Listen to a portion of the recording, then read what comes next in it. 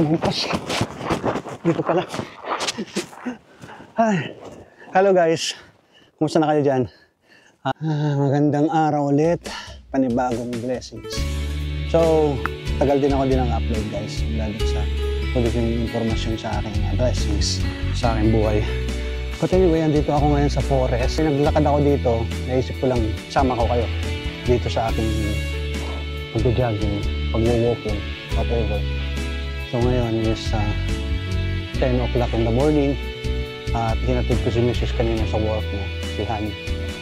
Mga 6:30 ng umaga. So mga 3 palabas na. So, samahan niyo ako at gusto kong ibahagi sa inyo yung aking sarili kong experience. Bahagi din sa inyo, baka angkop sa inyong buhay. See you guys!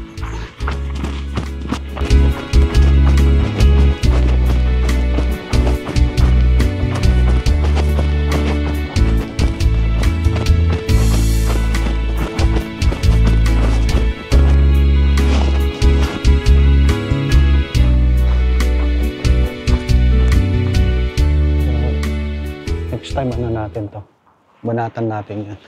Yan. Sa mga nagko-comment sa akin o nagme-message, laban lang tayo dito sa Finland. Yan. Keep the faith, sabi mo. Keep the faith. May hangganan din naman yan. Huwag lang tayong pahihila pababa. Kailangan nating i-enjoy muna kung ano yung meron tayo. Enjoyin natin ang ating buhay, di ba? Lalo na dyan yung mga normal ang katawan. I mean, wala kang sakit.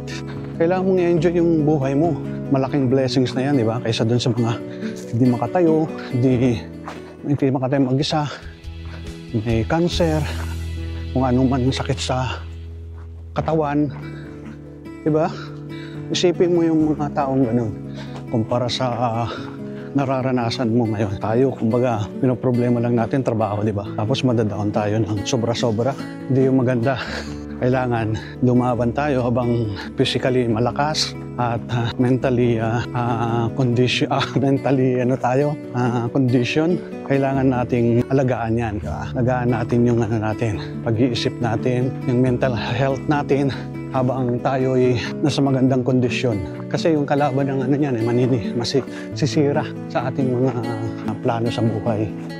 Lalo na yung mga katulad ko na matagal na wala ng trabaho. Hindi ako give up dahil ako'y naniniwala. Ako isang Christian at naniniwala sa salita ng Panginoon. Meron tayong kanya-kanyang paniniwala. Para sa akin, yung faith ko ang nagpatatag sa akin. Kung bakit ako hindi nag-give up, naggapi ng kalaban, hindi ako nagagapi. Tama ba yung Tagalog ko? Yan. Kaya guys, kanya-kanya tayong faith, but as a Christian, sinasabi ko yung sa akin, yung paniniwala ko. Kasi I believe in Jesus Christ. Diba? So, lahat ng nangyayari dun sa aking paghihintay at pagtitiis ay dahil sa aking pananampalataya at yung paniniwala ko o natawag naming faith. Kaya guys, yun naman yung pinaka-pundasyon natin.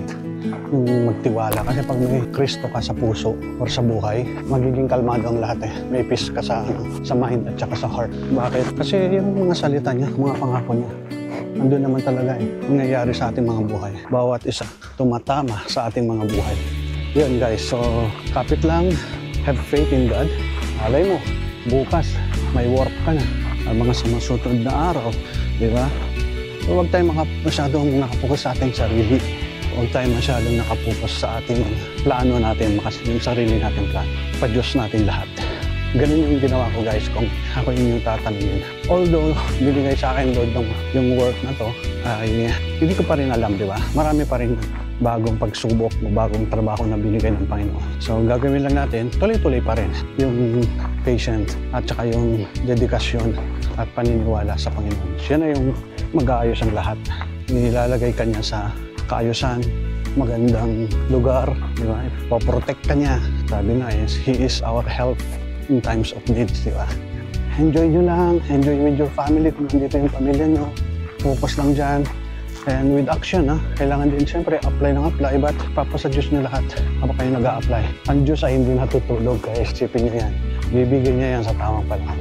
So, keep the faith, enjoy your life, meditate tayo ng salita ng Panginoon. Intindihin natin yung salita ng Panginoon, kausapin natin siya kung ano ba talaga yung plano niya para sa atin. The Holy Spirit will come to you yung sa puso at isipan mo. Tatapos na natin yung track. Pagkatapos magpahinga, magpicture-picture. Dati snow to makita nyo yung mga vlogs ko. Puro snow. So ito naman yung ngayon yung itsura niya pag magsasaga. Yung mga green na yan, sabi ko sa'yo guys, yung mga ito ang dami yung mga yan mga ano yan blueberries. Yan yung mga libre lang. Yan, dami grabe dami Yun. Guys, yung mga konting ko dyan, followers. Yung mga viewers ko, kahit kaunti man kayo, sino man kayo dyan, salamat sa panonood ng aking vlog. Gusto nyo magtanong, comments lang kayo, guys. At sasagutin natin yan kung ano yung mga gusto nyo malaman dito sa Finland.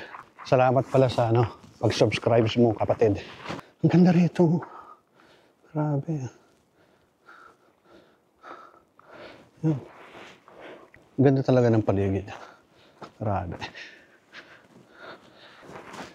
Diba? Ito may maganda lahat Ito, maganda rito May bato. Ayan Ang ganda Ito maganda. Ganda siya nasa gitna siya.